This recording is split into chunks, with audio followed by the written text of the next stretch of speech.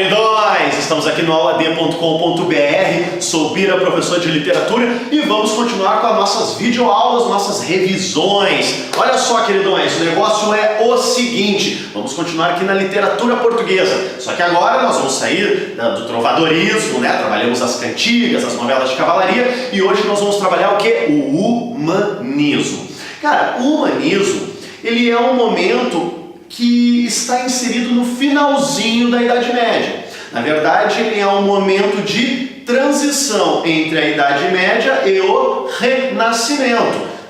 Então, o que nós vamos ver no humanismo? Nós vamos ver características ainda lá medievais e também já características precedendo o que? O Renascimento. Tanto é que o humanismo é chamado de pré-renascimento. É isso que nós vamos ver hoje. Nós temos uma figura muito interessante para estudar aqui. Tranquilo? Produção, toca a ficha! Olha que bonito, notaram que até as imagens mudou. Olha essa imagem aqui, cara, que coisa mais linda, né? Humanismo, humano, ser humano. Olha que interessante, andando com seus próprios pés, pensamento. Vamos analisar um pouquinho mais? Pessoal, tecnicamente ou historicamente, aqui está a data. 1434 até 1527, ou seja, do século XV até o iniciozinho do XVI. Nota que é exatamente o que eu falei, o finalzinho da Idade Média e o início do Renascimento. Vocês vão notar que vão haver aqui dicotomias, né? Vão ter aqui, como eu chamei o momento de transição, também é conhecido como um momento de bifrontismo. Então vão ter essas misturas dos dois lados, tanto nas características, no contexto, nos autores, vai aparecer bastante. Então é legal a gente dar uma olhadinha para fazer um remember, né? Relembrar o que nós estudamos no trovadorismo e o que nós já vamos estudar, se aprofundar lá no Renascimento, ok? Nota, pessoal, Idade Média versus Renascimento. Por que eu coloquei assim? Se liga, lá na política, na economia e na sociedade vão ter ainda muitas influências do feudalismo. Ele não some do nada, até porque o humanismo ainda está inserido dentro da Idade Média. Mas já começa também o que? O mercantilismo, o mercado, o comércio, pré-capital, que vocês estudam, né? Com o professor de história, aquele alemão, 2 metros de altura, e eu descobri os olhos não são azuis, são verdes, né? Que deixa ele mais nojento ainda, né? Mas olha só aqui, ó. Pega ainda aquela questão da nobreza, aquela coisa nobre, palaciana, a corte da Idade Média, mas também já vai aparecer o que? Os burgos, as pequenas cidades. Burgos, burguesia, né? Vão coexistir num determinado momento. Notem também que vai ser a cavalaria, ou seja, lá as novelas de cavalaria, os cavaleiros, os cruzados, mas também já vai aparecer aqui a marinha, né, pessoal? Ou seja, as navegações. Aqui vão começar os primeiros desdobramentos, as primeiras viagens, né, pessoal? Que depois vai acarretar nas grandes navegações, nas grandes descobertas lá no século XVI. Ok? Os famosos anos de 1500, que vai entrar inclusive a história do pequeno Brasilzinho, né? Por favor, na vida cultural, notem que vai ter aqui uma dicotomia também, vai ter um choque. Religião teocêntrica, né, pessoal? A ideologia teocêntrica, a questão da influência religiosa, mas já vai aparecer os primeiros passos da ciência, do desenvolvimento humano, do pensamento, tá? Olha só, espiritualismo com o materialismo. A gente está falando de comércio, mercantilismo, a individualidade vai aparecer aqui, ok? E aqui as duas correntes ideológicas, filosóficas, enfim, daquele contexto. Ou seja, o teocentrismo que perdurou durante toda a Idade Média e o novo pensamento antropocêntrico, o antropocentrismo. O homem sai tel, Deus, e entra antropos, o homem. Mas assim, ó, o teocentrismo some e o antropocentrismo aparece? Não, né, pessoal? Em algum momento eles vão coexistir num tipo de equilíbrio até que o teocentrismo se desgaste totalmente e o antropocentrismo toma forma e, digamos assim, influencie, fique naquela sociedade, né? Enraize naquele momento. Tranquilo? Então esse bifrontismo é que vai ocorrer aqui no humanismo. Tranquilão? Bora aqui! Olha só essa imagem, pessoal. Eu gosto dela porque não esqueçam que lá na Idade Média não se sabia muita informação sobre o planeta, sobre o mundo, né, pessoal? Não se sabia que a Terra era redonda, movimentos de rotação, translação e tal. Inclusive aqui no humanismo vai aparecer O professor de história deve ter falado sobre isso, um grande físico, né, chamado Giordano Bruno, que começou os primeiros experimentos, criou a famosa teoria heliocêntrica, dizendo que os astros estão em constante movimento, que o universo é infinito e tal, e aí infelizmente foi para a fogueira, né? A Igreja Católica infelizmente não aceitou essa teoria na época e ele acabou sendo queimado, né? Uma teoria que logo depois, algumas décadas depois, foi comprovada e até hoje ela, né, está aqui no meio dos estudos da física, da ciência, né, pessoal? Aí vão aparecer outros físicos, nós vamos trabalhar lá no Renascimento, tipo Copérnico, Galileu Galilei, o próprio Sir Isaac Newton, né? Mas olha isso aqui, o homem no centro do universo, né, pessoal? No centro do mundo, no seu próprio centro. Agora ele anda com os próprios pés. Gosto muito dessa imagem. Por favor, tadã! Olha só, pessoal, qual é o contexto aqui então? Contexto: antropocentrismo. Não esqueçam disso. A partir do humanismo até o Renascimento ou até os dias atuais, o homem no centro da sua vida, no centro do universo, andando com seus próprios pés. O bifrontismo que eu falei, ele aparece muito como um momento de transição, ou seja, uma ponte entre a época medieval e a época renascentista. Foi declínio da organização feudal. A gente sabe por quê, né, pessoal? Nós temos muitos motivos. Dois em especial. A Guerra dos 100 Anos influenciou bastante nisso. A peste negra também, que nós conversamos, né, nos vídeos anteriores. Mas assim, ó, pessoal, tem um tipo de êxodo. As pessoas saem da zona rural e vai para as pequenas cidades que já estão se transformando em médias e já grandes cidades. As pessoas não vão sair dos feudos e vão para os burgos, burguesia, lembra? Aqui, ó, como eu falei, o início das grandes navegações, não esquece disso também. Comércio, o mercantilismo, né, pessoal? Que vocês vão se aprofundar lá nas aulinhas de história. E aqui um pequeno detalhe que eu acho ele tão importante, é um pequeno detalhe, mas ele é enorme para a história. Pessoal, a divulgação da cultura, né, que durante toda a Idade Média ela foi segurada aqui, né? Sabe o Jean tentando subir aqui e alguém segurando, né? Sabe o que é o Jean, professor de física, aquele de 1,12 m, né? E aqui, cara, vai nascer a imprensa, né, pessoal? Vai surgir. Então, toda aquela cultura que antes era segura ali, né? Deixada aqui no cantinho, só no meio clerical, ali que se estudava, que sabia ler, escrever. Agora as pessoas, os camponeses que viviam lá nos feudos, para aprender a ler e escrever, são comerciantes e a produção dos textos vão ser maior, né, pessoal? Não precisa mais de um monge copista copiar uma obra que leva meses, anos para ficar pronta. Agora vai ter a imprensa, arcaica ainda sim, mas vai produzir em massa. Então a cultura vai chegar mais ao homem dessa época. Ok, pessoal? Então este é o contexto do humanismo. Foi? Tranquilaço? Bora aqui comigo. Quais são as características ideológicas, pessoal? Como eu falei, sai ou está diminuindo muito, já em decadência, o teocentrismo e eleva-se o antropocentrismo. Ideologicamente, eu vou pedir a licença aqui de ler esses trechinhos para vocês entenderem qual é a movimentação ideológica da época. Rapidão aqui, ó. Abandono da subordinação absoluta à Igreja Católica. Ela some de vez? Não, né, pessoal? Mas agora tu tem o poder de escolha, né? Tu pode seguir ou tu pode, enfim, seguir em frente, seguir as normas anteriores, medievais, ou seguir a tua vida em frente, ok? Resgate dos valores clássicos greco-romanos, tá, pessoal? A mitologia, toda a cultura pagã, né? Enfim, vai retornar, inclusive vai ser a influência lá no Renascimento, tá? Viver uma vida tranquila, amena, equilibrada, razão, né, pessoal? Pensamento, tá? Olha aqui, ó, procura na ciência uma explicação para os fenômenos até então atribuídos a Deus. Agora tu quer explicar tudo, né, cara? Imagina, mais de 1000 anos foi seguro o homem de pensar, agora ele está em ebulição. Eu quero pensar, eu quero pensar, eu quero pensar. É isso que ele fazia, eu quero pensar, né?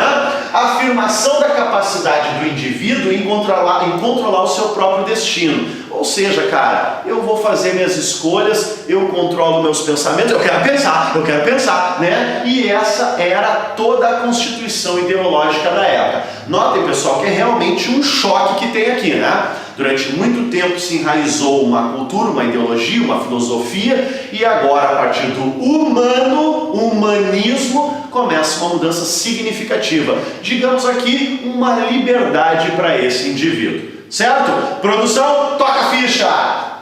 Meu queridão, no humanismo nós temos 3 tipos de produção artística, ok? Um deles é o mais conhecido, tá? Vou começar até de baixo para cima, né? O gênero dramático vai aparecer o quê? O teatro de Gil Vicente, o pai do teatro português, né? O cara que inventou o teatro moderno português, o cara que é marcado como o maior teatrólogo de língua portuguesa, Gil Vicente, Gilzinho, tá? Já vamos falar sobre ele. Agora, um detalhe, nós tivemos também uma produção lírica e uma produção narrativa. Bom, sobre a lírica nós temos a famosa poesia palaciana, tá? Nós já vamos falar sobre ela. E no gênero narrativo nós temos a prosa, ou seja, a produção historiográfica de Fernão Lopes, ok? Essas foram as 3 produções dentro do humanismo. Vamos dar uma olhadinha rapidinho em cada uma delas? Pelo obséquio, Crônicas de Fernão Lopes. Pessoal, a prosa que tinha até então na Idade Média eram as novelas de cavalaria, lembra? Foi? Agora aqui são crônicas. O que são essas crônicas do Fernão Lopes, pessoal? São textos em prosa, narrativas ou narrações históricas e artísticas. Só que agora não vai ter mais aquele cunho religioso por trás, né? Mantendo o padrão que era medieval. Agora as descrições são detalhadas dos palácios, das aldeias, apresenta as festas populares, ou seja, desde o alto escalão até a classe um pouco mais baixa. Informa o papel aqui, ó, do povo nas guerras, nas rebeliões, os grandes acontecimentos dessa época. Ou seja, pessoal, agora ele vai contar uma história muito próxima da verossimilhança, ou seja, da realidade. Então agora não precisa mais contar a história de grandes guerreiros, grandes heróis. Cara, na verdade as crônicas vão ser dos reis da época. É quase uma biografia de cada um daqueles reis. Vou dar 3 exemplos aqui de 3 textos do Fernão Lopes. Crônica del Rei Dom Pedro, Crônica del Rei Dom Fernando e Crônica del Rei Dom João I. Então simplesmente vai contar os feitos desses reis, mas de uma maneira mais realista, tá? Historiográfica, usando a história mesmo e misturando com a arte literária. Ou seja, agora nós temos prosa mesmo aqui, pessoal, tá? Mais próxima da realidade. Tranquilo? Próxima pelo obséquio, a poesia palaciana. Pessoal, o que vocês precisam saber sobre a poesia palaciana é um pequeno detalhe. As cantigas deixam de existir aqui no humanismo? Não, elas diminuem, tá? Em algum momento elas vão terminar por completo realmente. Só que aqui no humanismo vai se criar um cancioneiro geral aqui de Garcia Rezende. Não exatamente na época do humanismo, um pouco após, mas ele vai reunir todo o texto produzido. O que é essa poesia palaciana, pessoal? Sai as cantigas, ou seja, sai a música e agora aparece o texto lírico poético realmente, ok? Poesia no finalzinho da Idade Média. Então, anos mais tarde foram reunidas todas as produções, né, poéticas dessa época e foi criado o quê? Um cancioneiro. Lembra? O cancioneiro é uma reunião das obras e foi feita pelo Garcia Rezende. O que a poesia dessa época mostrava para nós? Mostrava o quê? Primeiro, que agora a música se dissocia da palavra, ou seja, sai a música, entra a poesia propriamente dita e vai fazer o uso do quê? Eu nem coloquei aqui, eu deveria ter colocado, não coloquei daqui, ó. Geralmente usavam redondilhas maiores. Pessoal, as redondilhas, a medida velha, redondilha maior era aquela que tinha 7 sílabas poéticas, mas eles usavam também a redondilha menor, em menor escala, com 5 sílabas poéticas. O legal das redondilhas maiores, a de 7 sílabas, é que ela já tem um ritmo próprio, por isso não precisa de música, não precisa mais de alguém fazendo aula.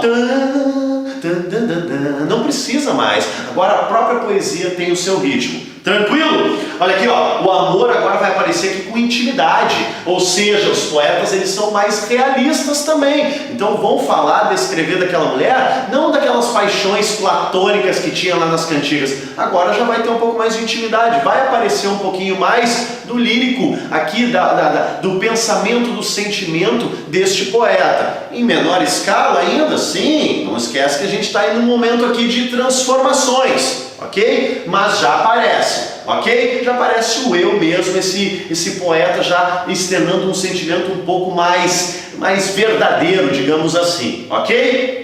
Outra coisa aqui, pessoal, a linguagem era rebuscada, eles dominavam aqui a linguagem, ok? Então são poemas muito bem feitos, eles são produzidos com muita cautela, né? Eles são produzidos com as palavrinhas escolhidas a dedos ali, ok? E para fechar, pessoal, esse cancioneiro aqui geral, ele tem mais ou menos, um pouco mais de 1000 poemas feitos por mais de 300 autores diferentes, tá, pessoal? Eu tô com vontade de espirrar, não sei se eu espirro aqui no ar, mas enfim, eu vou ver até onde eu vou sem poder espirrar, tá? Então, a poesia palaciana foi uma produção riquíssima, pessoal. Imagina, mais de 1000 poemas dos mais de 300 autores diferentes da época. Tranquilo? Vamos ver se eu... Não vou espirrar, não vou, tá? Produção pelo obséquio, agora a gente chega no Gil Vicente, pessoal. Bom, no humanismo, o que a gente ouve muito falar é do teatro vicentino. Por quê, pessoal? Esse teatro, ele inovou demais. Não esqueça, pessoal, que lá na Idade Média, tem quem diga que quase não houve teatro. Ah, cara, até houve sim, o teatrinho medieval, mas numa escala tão pequena, tão chula, que na verdade só se lembra de teatro lá dos gregos, as comédias, as tragédias. Então, a partir do Gil Vicente, aparece o teatro que nós conhecemos hoje.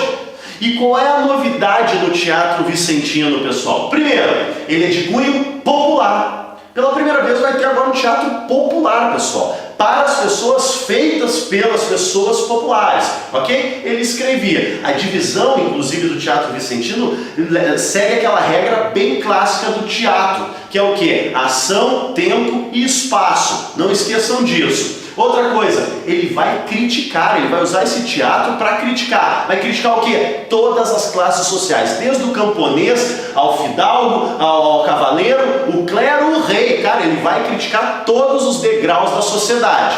Por que ele vai fazer isso, pessoal? Porque o teatro dele tem um tom moralizante. Aqui ele não veio, por exemplo, rebaixar a instituição igreja, não, cara, ele veio para mostrar que as pessoas não estão seguindo mais os preceitos, ou seja, seguir aquela vida, as regras, ser uma boa pessoa, ter atitudes bondosas, tal. As pessoas estão se perdendo, rapaz. Essa mudança está entrando na cabeça das pessoas, em especial os preceitos religiosos, né? Manter uma ordem, seguir um padrãozinho, uma vida tranquila aqui, para depois aproveitar lá os prazeres lá no paraíso. Então ele vai criticar porque dentro da própria ordem religiosa as pessoas simplesmente esqueceram do que é o plano de Deus aqui para nós, segundo o nosso querido Vicente, ok? Outra coisa, ele usa do humor, né? Ele usa da ironia, ele vai brincar muito no seu teatro. Então, essas inovações para o final da Idade Média fazem do Gil Vicente o teatrólogo de língua portuguesa.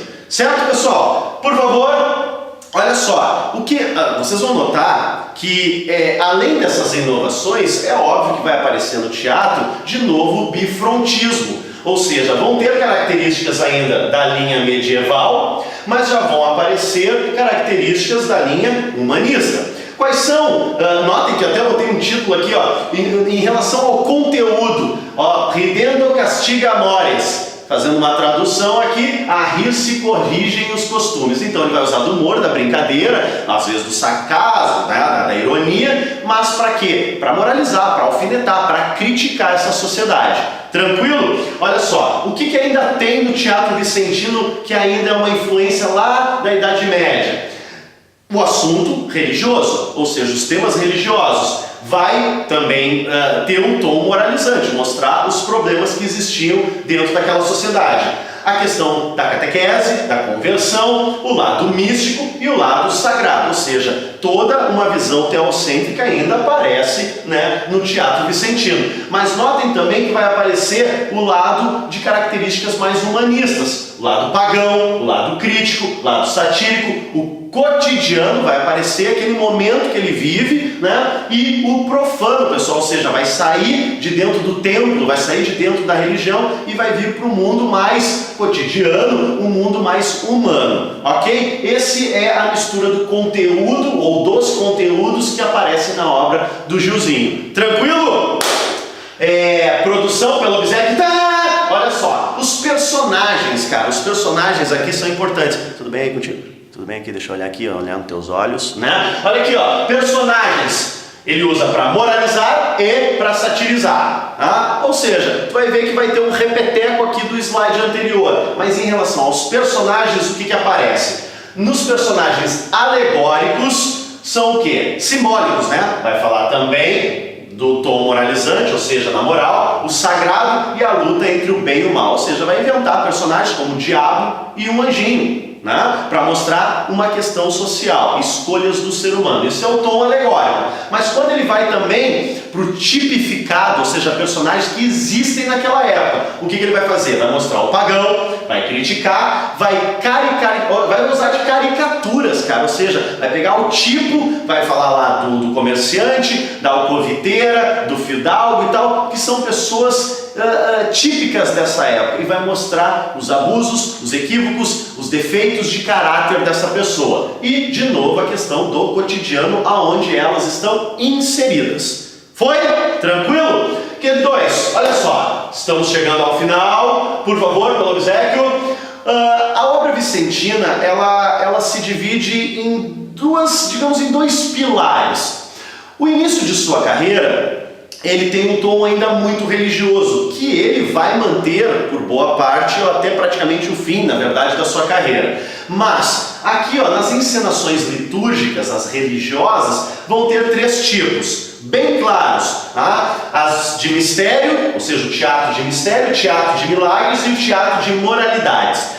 Os 2 primeiros, o Mistérios, fala do quê? Da vida de Cristo, ou seja, do Novo Testamento, e vai usar nos seus teatrinhos, nas suas encenações, passagens bíblicas. Até aí nenhuma novidade para uma época que ainda sofria influência medieval. As encenações de milagres estão diretamente ligados às vidas dos santos, e está diretamente ligado também aos possíveis milagres, né, que ocorreram, que fizeram deles santos. Até aí não vejo nenhum problema. Agora, nos teatros de moralidades vão entrar os mais conhecidos deles. As moralidades estão diretamente representando, ligados a representações alegóricas, tá? Ou seja, que vai mostrar o quê? O bem, o mal, as virtudes, os vícios, ou seja, o lado positivo e o lado negativo das pessoas, do ser humano dentro daquele cotidiano, daquele contexto, ok? Entretanto, aqui vai aparecer os autos, pessoal, e aqui nós conhecemos as obras, em especial a trilogia dos Autos da Barca, por exemplo, a trilogia da Barca, a trilogia o Alto da Barca da Glória, o Alto da Barca do Purgatório e principalmente o Alto da Barca do Inferno. Então essa trilogia das barcas do Gil Vicente são as mais conhecidas no teatro de moralidades dele, ok? Nós no futuro vamos falar sobre algumas obras. No vídeo hoje é só mais um geral do teatro vicentino, tranquilo? Junto com as encenações litúrgicas, vem concomitante, por favor, as encenações profanas. O que entra aqui nesses teatros, pessoal? Lá no anterior, mais alegórico, mais religioso. Aqui mais humano, mais humanista. Então vão aparecer as farsas. Uma farsa muito conhecida do Gil Vicente é a farsa de Inês Pereira, né? Ou seja, popular, falando do cotidiano, irônico, cômico, ou seja, usando daquele mundo que ele vive para, como, digamos, como é que eu posso dizer aqui, como pedra para ser lapidada do seu teatro, e vai ironizar, avacalhar, vai alfinetar, vai mostrar o tom ridículo, ou através do tom ridículo, como é aquela sociedade. Tranquilo? Outra coisa aqui, ó, encenação feita em momos. O que é? Representações mascaradas. Muitas vezes até em forma de mímicas. As pessoas usam máscaras. Máscaras de pessoas ou máscaras de animais. Para quê? Ridicularizar também os costumes daquela época. Ou seja, avacalhar, né, pessoal? Mostrar como é aquela sociedade mesmo. As pessoas não seguem as regras, elas são assim. Então vamos mostrar como é que é. Tá me entendendo? Gil Vicente deu um chute aqui, cara, ele chutou o balde legal, né? E para fechar, sei aqui a palavra é em francês, não sei se eu vou falar a certa, os sautiers, né? O sautier. O que é isso aqui? Personagens loucos que tinham que liberdade de se expressar, ou seja, ele criava um personagem. Vamos pensar assim, ó, tu sabe aquelas pessoas que têm um pouquinho mais de idade, né? O senhor idoso, ou as crianças são muito verdadeiros, né? Eles sentam na mesa e digam assim, ó, eu odiei essa comida, daí a mãe diz, tu não pode falar isso. O personagem louco é assim também, ele chegava e tocava o dedo em alguém e falava assim, ó, tu é assim, eu sou louco mesmo, né?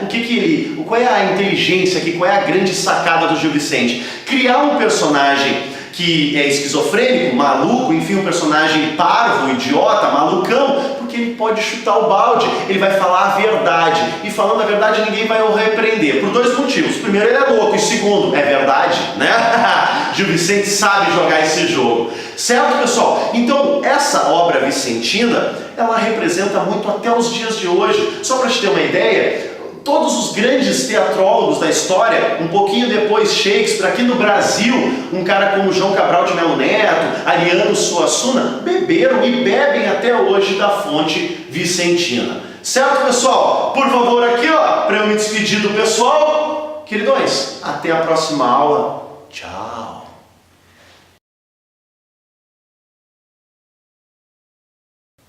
Pessoal, olha só, hoje os abraços estão sensacionais, velho. Olha só, primeiro abraço aqui, eu vou até chegar bem pertinho da câmera aqui. Silvana Araújo, minha queridona, minha amiga, a única que até hoje me chama de Elvis, ela sabe que eu era fã de Elvis, eu tinha um tupete, eu até dançava, aqui, tipo Elvis e tal. Um beijo pra ti, queridona, e pra mamãe, mostra pra ela. Deixa eu ver aqui, ó, Daniela Borges, obrigado pelas palavras. Carlos Ferreira também. Cara, agora eu vou mandar um abraço não pra pessoas, mas pra locais. Aqui, ó, Goiânia, Porto Velho, Manaus, Vitória da Conquista. Pô, mandar o cara da Vitória da Conquista disse o seguinte: ah, aqui tá meio frio, 30 graus à sombra. Pô, cara, lá um calor desgraçado. E falando em calor, cara, eu recebi duas mensagens sensacionais, uma do Japão e uma do Canadá, velho. Olha que bacana, do outro lado do mundo e lá no norte, no norte do norte, lá Canadá, frio, tá -1 grau, e eles mandando mensagem pra nós. Ó, um beijo, abraço do professor Vira aqui pra vocês. Cara, Felipe Gabriel, aquele abraço pra ti. E aqui, ó, o pessoal já tá criando intimidade aqui com o prof, já estão me chamando de Wolverine, já estão me chamando de Dr. House, tem um cara que me chamou de Manolo, eu nem sei o que é Manolo, espero que seja uma coisa legal, né? Hoje eu tô até com um corte diferente, vai vir outro apelidinho. Mas eu quero fechar os abraços hoje, em especial pro Carlos e pra Andressa, lá do interior do Espírito Santo, ou ali uma cidade satélite, pelo que eu entendi, né? Ali perto da capital Vitória. Cara, a menina, a Andressa, mandou um abraço lá no vídeo, dizendo o seguinte: Sora, adorei tua aula, fui tri bem na prova e te achei um gato. Bom, já mostra que ela tem um mau gosto também, né? Mas eu achei legal, quem não gosta de ser elogiado. Aí o namorado dela, o Carlos, foi lá e botou uma mensagem também: pô, Sora, é um prazer te conhecer, eu também estou estudando com a minha namorada Andressa, passei lá, fui bem na prova de literatura, mas ela tá te chamando de gato? Eu falei: ô, Carlos, não fica bravo com ela, olha isso aqui, não vai fazer diferença, né, e tal. Mas foi muito legal, gostei das frases, da mensagem dos dois queridões, contei a história aí, a brincadeira de vocês. Ó, aqui, ó, toda sorte aí, sorte não, né, na verdade competência, vão terminar agora o 2º grau, né, o ensino médio, como a gente conhece, e vão tocar ficha no vestibular em 2015, nem sei se eu deveria ter falado essa data, mas enfim, né, um abraço para todos vocês e até a próxima, tchau!